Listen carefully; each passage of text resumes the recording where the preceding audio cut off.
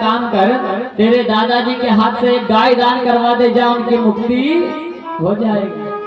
महाराज जो बालक हो, नन्हा सा बच्चा खुश हो गया, दौड़ता हुआ घर आता है, दादाजी के पास आके कहता है, बोले दादाजी आज मैं आपकी मुक्ति का उपाय ढूंढकर लेकर के आया हूँ।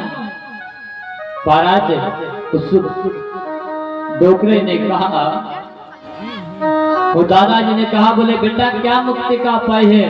बोले कि दादाजी आपके हाथ से केवल एक गौ माता दान करवा दो, आपकी मुक्ति हो जाएगी। तो महाराज उस साहूकार का बोल सुनिएगा, क्या कहा? बोले बेटा मुझे ऐसी मुक्ति नहीं चाहिए जिसमें मेरा पैसा खर्च होता हो।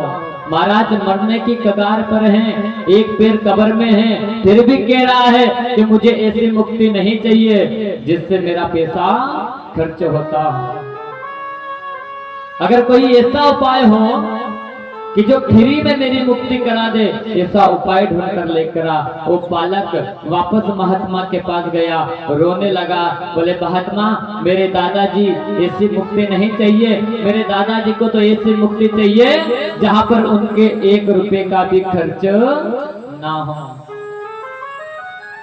अब महात्मा ने कह दिया ठीक है बेटा, फोकट में चाहिए तो ले जा, एक काम कर घर जाना और गौ माता का गोबर लेना और गौ माता की गोबर की गाय बना करके तेरे दादाजी के हाथों से किसी बेटी को दान करवा देना, किसी भानेज को दान करवा देना, किसी ब्राह्मण को दान करवा देना, उनकी मुक्ति हो जाए। महाराज वो बालक घर आया, गैया का गोबर इकट्ठा किया, गैया के गोबर की गाय बनाने लगा। उस बालक के पिताजी आए, बोले क्यों रे क्या कर रहा है? तो बेटा अपने बाप को जवाब देता है कि पिताजी तुम्हें दिखाई नहीं दे रहा मैं क्या कर रहा हूँ? बोले वो तो मुझे दिखाई दे रहा, तू गोबर से क्या बना रहा ये तो बता। बोले मेरे दादाजी की मुक्ति का उपाय बना रहा हूँ पिताजी, क्योंकि आपके तो पिता है और मेरे दादा है, लेकिन आपने आपके पिता के लिए एक लोटा जल की भी जगह नहीं रखी आपने, लेकिन मैं मेरे दादाजी की मुक्ति का उपाय बना रहा हूँ।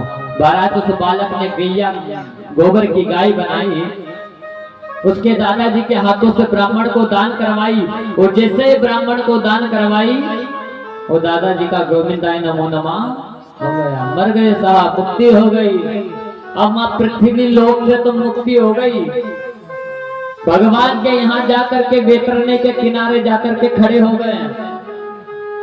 जिस व्यक्ति ने गाय दान करी